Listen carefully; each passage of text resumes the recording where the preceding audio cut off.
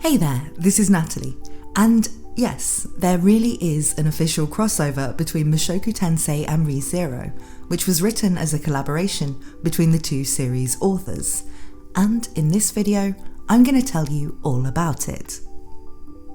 Now, you may be aware that there's something of a rivalry between the fan bases of Mushoku Tensei and Re:Zero. This does sometimes get overblown a bit in my opinion, because as someone who's involved with both sides, honestly, most people I know in these communities like both, or at least have respect for both series.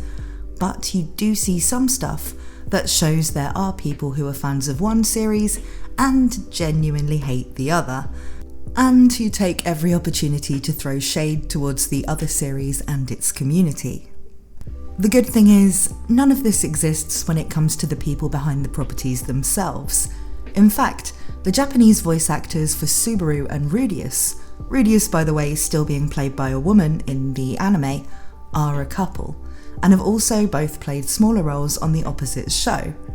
And crucially to this video, the authors Tappei Nagatsuki for Re:Zero and Rifujin Maganote for Mushoku Tensei have been close friends for years, and both cite each other as inspirations.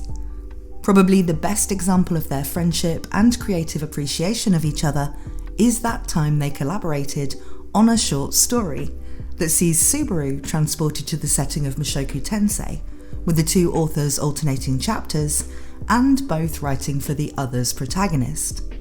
Now, in this video, I'm going to be talking about this story, including what happens in it, how it fits into canon for both series, and some of the interesting things we can notice about both authors from it. But if you want to experience the story in English, I have also recorded an English translation by the excellent Lucius Seneca as an audiobook. Because my story readings tend to do horribly on YouTube and punish me in the algorithm, I've made this available on my Ko-fi page. You can download the MP3 audiobook files without donating anything. Obviously, I'm still super poor, so if you can afford it and you want to help out, I'll be really grateful if you do. There are also downloads of audiobook versions of other readings I've done, including Old Dragon's Tale, which is over 7 hours long. So if you want to listen to that without the ads and intros on the YouTube playlist version, then again, it's available for free, but donations are appreciated, and honestly, something I really need right now. These are also available on my Patreon if you prefer. I've also linked to Lucius Seneca's X account in the description, and I recommend you follow him for great English and Spanish translations of Mushoku Tensei side content. He's an excellent translator and a great guy, and he translates some quite hard to find Japanese stuff. So if you want to read stories like this, he is the person to follow. So that's how to listen to or read this story yourself, and now I'll be going into it with spoilers. So the story is 4 chapters long, with the first 2 being told from Subaru's perspective and the last 2 from Rudeus's. Both authors take the first chapter of their own protagonist's perspective and the second chapter of the other's. So Tappei Nagatsuki writes for Subaru in chapter 1 and Rudeus in chapter 4, and Rifujin writes for Subaru in chapter 2 and Rudy in chapter 3. The story takes place in the setting of Mushoku Tensei, at the time just before Rudeus, Ruijerd and Eris first meet Orsted, which forms the main plot of the story. Eris makes some brief appearances, and Ruijerd is talked about a fair bit, with Subaru coming to know them both, but the main focus is how Rudy and Subaru relate to each other, and of course, just how powerful Orsted is. In Re:Zero's timeline, this story takes place either during or just after Arc 2, as Subaru's main stated reason for wanting to get back to his previous world is a date with Emilia, and he doesn't seem to have experienced Arc 3 yet, telling Rudeus that what he's been through in his world is the most he's had to struggle to get past a single obstacle. However, he arrives in this world as he did on his first day in Re:Zero's. He's wearing his tracksuit and even has his convenient store bag of ramen and snacks, plus his flip phone still has battery. This means Rudy is about 12 or 13 here and Subaru is 18, and it's all early story stuff that doesn't require you to know anything from beyond season 1 of each show. However, the first character we see Subaru interact with, After Hitogami, and I'll come to that in a minute, is a Mushoku Tensei character called Orba Corvette, who won't appear in Mushoku Tensei until what will be season 3 of the anime, and who none of the Mushoku Tensei characters in this short story actually know yet. I wouldn't say his appearance really spoils anything other than that he exists, what his status is as a swordsman, and his eccentric appearance. It's really more of a tease of a future character than something you're only supposed to read once you know things from later on. So Subaru finds himself in this world. He runs into Orba, who offers him a place to stay, and then while he's asleep, Hitogami talks to him in a dream. Hitogami tells him it wasn't him who brought him here, but that him being here has changed things so that someone Hitogami cares about is going to die. He is referring to Rudy, who at this point in the normal Mushoku Tensei story, Hitogami wants to recruit to his side. Hitogami tells Subaru that there is a magic tool that will allow him to get back to his previous world, but it requires a huge amount of mana to use, and that he should connect with the person Hitogami doesn't want to die at the Red Dragon's lower jaw, because he'll be able to help him.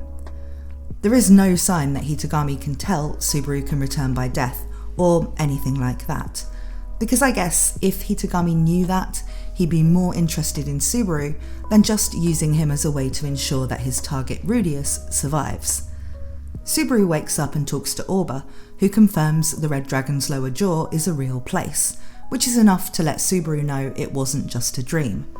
He then helps him to get there and offers further help, but Subaru declines, thinking that Orba has done enough for him already. Subaru goes in search of Rudeus, but ends up getting mugged, beaten up and stripped. Fortunately, it is Rudeus who shows up to save him. Subaru and Rudeus then join back up with Dead End, who are heading to Eris's former hometown, which of course they don't know yet was destroyed by the Mana Calamity. Rudeus says that as it's a big city where he knows a lot of people, they'll be able to find some leads on the magic tool that Subaru is looking for. Eris at first complains about bringing along a stranger, but as soon as Rudeus says they should help Subaru out, she accepts him happily, which is pretty much what Eris was like at this point in the main story, even though it's Tappei writing for her here. Still, just as in the main story, on the way there they run into the dragon god Orsted. This encounter goes differently when there are two people from another world who don't have the instinctive fear of him, and who both say yes when asked if they know the Man God. Rudeus tries to protect Subaru, but both are killed. Though before he dies, Subaru notices that Orsted has the magic tool he was shown by Hitogami. As Subaru dies, knowing return by death is likely to kick in, he makes the same promise to Rudy that he made to Emilia the first time he died in Lagunica. He promises to save him. So that's the first chapter, and here Tappei hands Subaru over to Rifujin for chapter 2. Subaru wakes up having returned to the morning after his dream of Hitogami with Orba. He now knows where to find the tool he needs, and the man with the mana to make it work, but he also knows how dangerous the guy who killed them all is, or at least he thinks he does. He saw that he, Rudy, Eris and Ruijerd were no match, but he still has no idea who Orsted is, or the actual extent of his strength. In this loop, he asks Orba to help him kill someone, saying it's necessary to protect a friend. He knows from their previous conversations that Orba is Emperor level in the North God style, which, while Subaru doesn't know about all the various martial arts and ranks here, he rightly takes as being impressive. As you might expect, even with Orba on their side, they are wiped out easily by Orsted once again, though Orba does mention Orsted's name, allowing Subaru to ask for information about him in the next loop. They then try other approaches, including one which is Rudeus's idea, to attract red dragons to where they are fighting, but Orsted defeats them effortlessly. In each loop, Rudeus is always willing to help Subaru, and from Subaru's perspective at least, he has become a close friend he cares a lot about. Rudeus always says a line about how anyone would help a fellow Japanese person in this situation, and Subaru wants to be someone like that too. Chapter 2 ends with Subaru resolved to help Rudy survive, but with no idea how to do it. Frustrated, he's keeping on looping through, hoping for a solution. Chapter 3 now switches to Rudeus, but with Rifujin still the writer. It starts just before he meets Subaru, in what's going to be a new loop we haven't yet seen from Subaru's side. It begins with Rudeus introducing himself and talking about how he's trying to live his best life after being reincarnated. Because these chapters were published as extras in a Japanese volume of Mushoku Tensei rather than in ReZero, the readers definitely already know Rudy, so this feels more designed to contrast the personalities and thoughts of him and Subaru, to make it clear we'd switched viewpoints, and that where we'd seen Subaru's impressions of Rudeus and his reasons to help him, we're now seeing what Rudeus himself thinks. Rudeus immediately clocks that Subaru is from another world by his clothing, but he isn't especially fazed by this. He'd never assumed he was special and the only person in this world who had memories of somewhere else. He'd just never encountered it before. This is, of course, before he met Nanahoshi. We also see Rudeus at his perceptive best in his response to Subaru explaining why he needs his help. Most of the conversation happens off-page, as we already know roughly how it goes from Subaru's chapters, but Rudeus then begins to think about how Subaru's story would require him to have some sort of special ability, either future sight, precognition, or time travel. Subaru can't explain. It seems in this world, Satella can still see him, so he can't talk about return by death. But Rudeus is okay with this, guessing that maybe his ability deactivates if he talks about it. So he says, if he's being as honest as he can be, basically it's fine and can't be helped, which obviously helps Subaru a lot. They brainstorm approaches, but Rudeus knows nothing about Orsted and is also conscious that if Subaru can, for instance, time travel, any suggestion Rudy might make is one he's probably made before to no success. He then asks if just talking to Orsted might work, and Subaru says they tried it, but he always attacks after very few words are exchanged. As they explore what it might be that triggers this, Subaru realises it's when they mention that they know the Man God. Rudeus deduces that Orsted must hate Hitogami, mentally stating that he hates him too, though at this point in Rudy's life, this is more because of his annoying way of vaguely guiding him, rather than because he's done anything bad to him. With this as their new way of approaching things, they leave Eris and Ruijerd behind and go to encounter Orsted. They ask him for the magic tool. Orsted asks them who they are, why they want it, and what it does. Rudeus and Subaru give their names, and when asked, Rudeus says he's Paul Greyrat's son. This all means something when you know more about Orsted, but since I'm not going to spoil anything post-anime in this video, we'll take it at face value as Rudy has to. Rudy then lies and says Subaru wants the tool because it was a memento from his mother, and they'd been searching for it for years, and had heard rumours that it had fallen into the hands of the dragon god Orsted. He says they don't know what it does, because it requires so much mana to use it. Subaru backs up the lie, saying it's just a tool to Orsted, but it's a precious heirloom to him. Orsted, at least as the reader can tell, especially if they're further on in Mushoku Tensei and know a bit more about him, doesn't really believe any of this, but is curious about these people who he suspects to be from another world. Remember, he already knows Nanahoshi, though for some reason she's never present for the encounters in these loops. This is presumably because she's gone off somewhere for a few minutes in order to avoid the complications she'd introduce to the premise of Rudy and Subaru dying repeatedly here, given it's Nanahoshi that stops this happening to Rudy in the main story. Out of curiosity, Orsted decides to see where this goes, and so he gives them the tool. They express their extreme gratitude and then try to leave as quickly as possible. But Orsted does a Columbo-style "just one more thing" and asks them if they know the Man God. Rudeus has been anticipating this question. It was the basis of their plan. As long as they don't let on that they know Hitogami, then Orsted has no reason to kill them. But Rudeus's body betrays him. Even with his back to Orsted, the way he flinches at the question, and his nervous response of "I don't know," tells Orsted what he needs to know, and so he attacks. With his last strength though, Rudeus tells Subaru that he will help him in any timeline. And so ends chapter 3, and now Tappei picks up again for the final part of the story. Once again, Rudeus introduces himself to the reader and meets Subaru for the first time, but this time they won't be going on an adventure together. Subaru does his best to explain, as well as he can without angering Satella, that they've fought many battles together, and Rudeus, once again, pieces together that this man must have a special ability. He remembers things Rudeus doesn't, but the trust and rapport seems so genuine that Rudeus fully believes that Subaru has walked an unbelievably hard path to get here, one that he'd played a part in somehow. Subaru, in this loop, already has the magic tool. We don't know how he got it, but we can assume from the last loop that he realised he could get it just by talking to Orsted and not admitting to knowing Hitogami, and that Rudeus didn't need to be there for that part. He needs Rudy's mana to activate it and return home, but that can be done without exposing Rudy to Orsted. So, presumably, this is what he's done. They talk and have some banter that shows a lot about both of the characters themselves and how well both authors understood each other's protagonists, to be able to put together a relationship between them that makes sense even when, from Rudy's perspective, they will only talk this one time.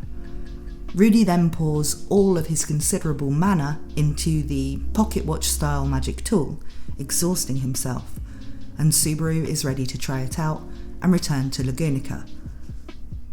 Before this though, Subaru says that Rudy too could maybe go back to his original world with the same tool, but Rudy says he's vowed to live seriously in this world.